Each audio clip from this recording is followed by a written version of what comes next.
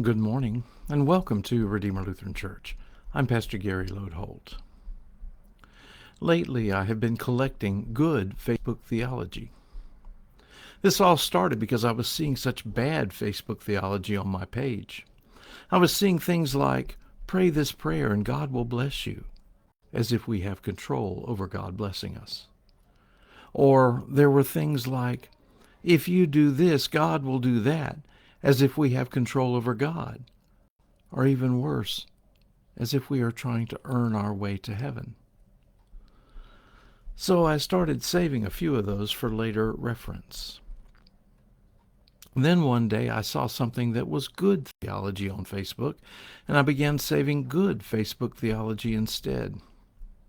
An anonymous one was, after close study, I have concluded that Jesus believed there are two kinds of people: your neighbors, whom you are supposed to love, and your enemies, whom you are supposed to love.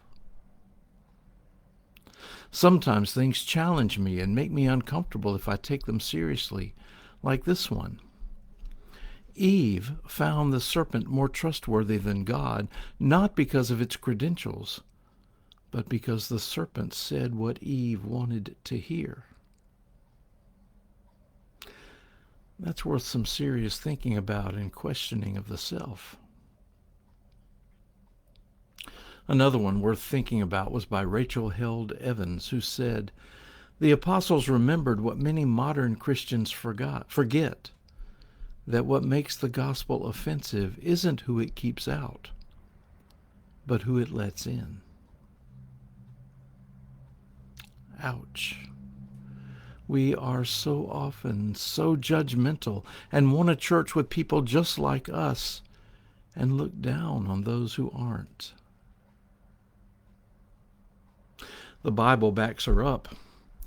We are spending this week looking at people in the Bible to whom God spoke in a dream, and today we want to explore the story of Peter and Cornelius.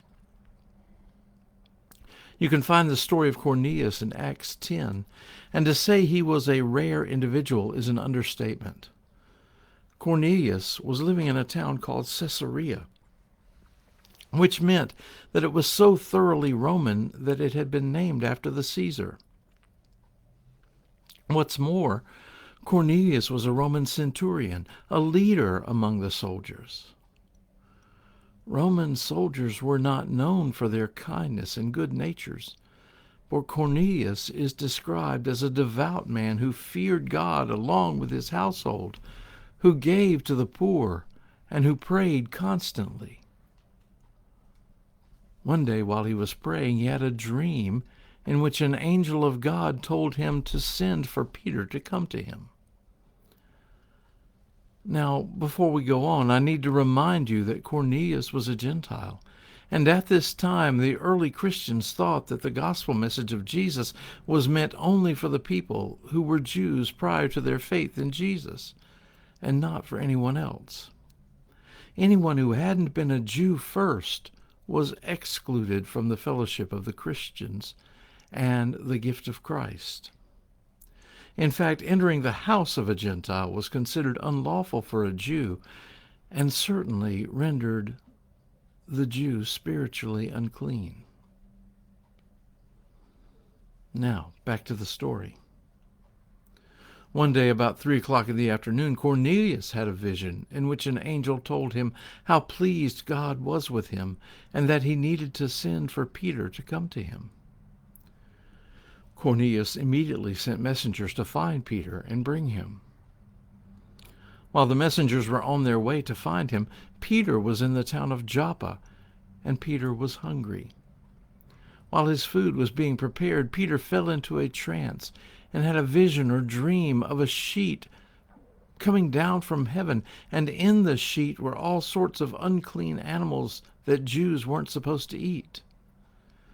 Peter was told to eat them, and when he protested, he was told, "What God has declared clean, you must not call profane." Then the messengers from Cornelius arrived, and Peter went with them. Long story short, Peter entered Cornelius' house, shared the gospel story with him, and was amazed when the Holy Spirit was poured out on Cornelius and all who heard him. And that's when Peter learned that the gospel message of Jesus wasn't meant just for Jews. It wasn't about who was excluded. All people were included in the love of God and in the love of Christ believer, in the love Christ's believers were supposed to share. God's grace and love were meant for everyone. Everyone. Everyone, whether we like them or not. That's what makes the gospel offensive. It's not a message we sometimes want to hear, and like Eve, we'd rather hear things the serpent might say. Like Peter, we need to listen to what God does say. And then we need to live out the same grace God gives to us.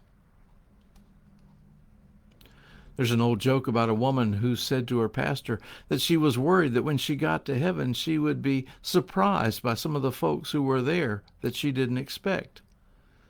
The pastor looked back and said, "You don't have to worry.